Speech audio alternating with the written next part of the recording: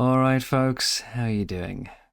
Today's going to be an audio-only presentation for you, as I'd like to just sit and talk about how things are looking with ARK right now, my feelings on the whole matter, and, well, see how you feel about the entire thing while we're at it. Where do I start?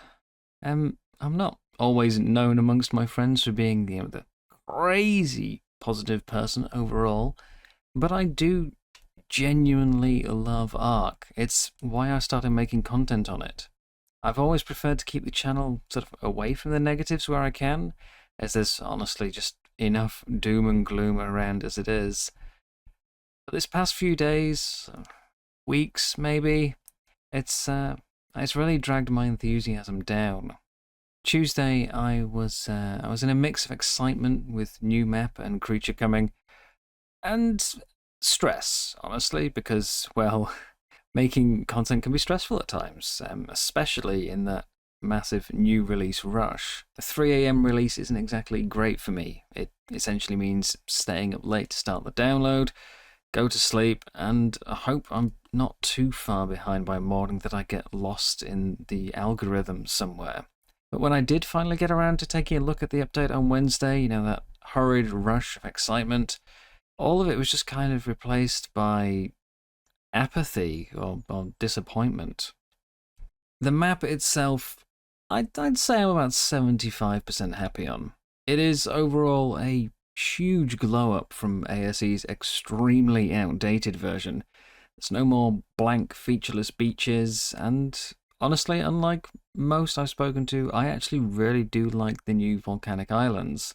They could definitely do with being a bit darker for sure, particularly around the lava flows, but to me it looks far better than the island of pure ash with nothing but a burnt tree every 100 meters. However, those islands are also part of one issue I do have with the new map, that it's just become a bit homogenized. The entire biome set just feels slimmed down, a more singular color palette. And while I maintain that they are an improvement, the volcanic isles, they don't help in this matter. Now, the original, of course, could only use assets that were available on the island, but despite this, it still managed to have its own sort of identity, steering towards a more tropical feel. But now that Ascended's island itself is more tropical, it means that the center not only feels less varied in itself, but also less unique in the wider view as well. More importantly than any aesthetic, of course, it simply isn't finished. Now, I want to say, or hope, that we've simply been deployed an old version, because there's so many huge, extremely noticeable mesh holes everywhere. Not to mention an entire set of ruins that just do not have textures, just a massive white structure in the middle of a forest. But if we have been deployed an old version, then uh, why? Why has this happened? Knowing that this release is actually pushed back from what was originally going to be February as well, I can only begin to imagine what kind of state the map was in back then. Yeah, overall, the map is nice. I do like it, but it could be so much more, and it needs so much fixing. Next, there is the Shasta, which is it's a community submitted creature, which I'll come to a bit later. But it's essentially got every issue that people expected. Now, I understand entirely why they chose to move the submarine to the bottom. The technical issue of it being half in and half out of water, I can't imagine was an easy one for them. Honestly, I'm impressed that the actual capsule works as smoothly as it does. I'm not going to lie. I think that a moving air pocket like that must be a very challenging thing to do.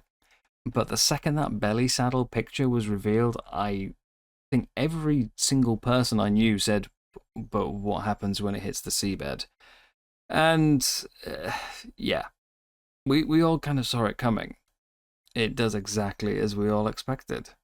It's just another part of this patch that doesn't really feel like it was properly tested.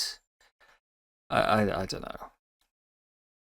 The biggest elephant in the room, though, of course, the colossal mammoth-sized object that's really prompted all of this rambling is, of course, the Pyromane. Now, I came to ARK years behind most of you. Started up just after the Fjordur release, and so I've kind of received everything all at once instead of it being trickled down to me. Means my perspective might be a little different in places. But the power creep here is just so noticeable. Not only because of the outlandish tame itself, but also because unlike, say, the Genesis creatures, it's not being placed alongside other later additions like the Managama to help ease the curve. It's being placed alongside the most basic dinosaurs of the island. Even if it had no damage, its utility is insane.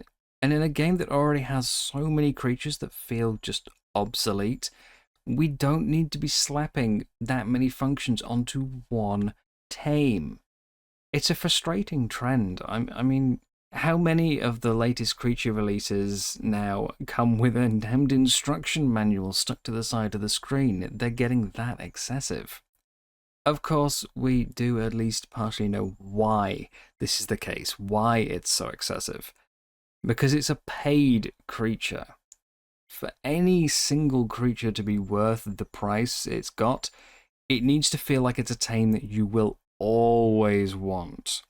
No one wants to pay out for something that they're not really going to use. This is the single biggest hit to my enthusiasm. The precedent it sets for the future in both power and cost. Yes, obviously, DLCs have always brought new creatures, but I don't think this is the same situation. Previously, what you were really buying was the map, and this was evidenced by the fact that, mod makers could put those creatures on their own map, and you could go out, tame them, transfer them, do what you wanted. You cannot do that with the Pyromane. If you don't own it, you can't do anything with it. With the old system, you always had an option of, say, finding a server that wasn't clustered with that map. Play there to avoid having to, deal with sort of pay-to-win aspects. But here, unless you want to only ever play on the island for the rest of time, that's not an option, because they spawn everywhere. Remember, of course, this is just the start as well. It's only the first release of these so-called fantastic tames.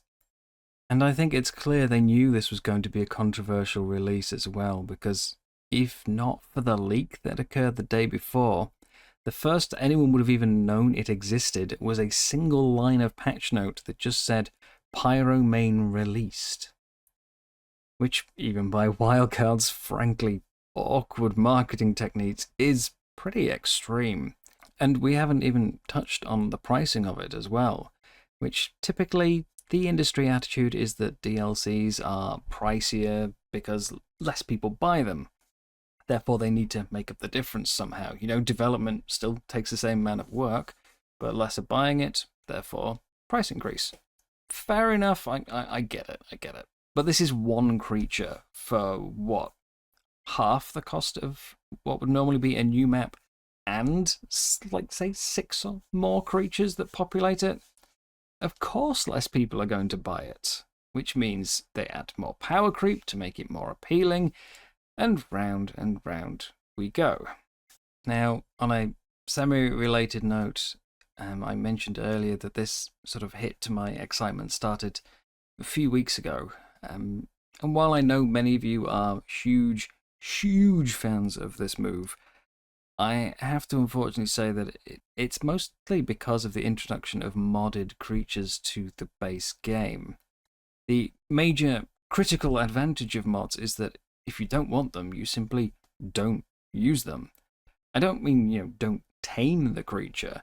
I mean that they simply don't exist. They're not on your maps, they're not increasing your file sizes, you're not running into someone else who's using it when you're on a multiplayer server. Don't get me wrong, the ARK Editions creatures are extremely, high quality work. The models and animations have some incredible care and love put into them, and I cannot fault that at all. But the creatures themselves just they're not for me.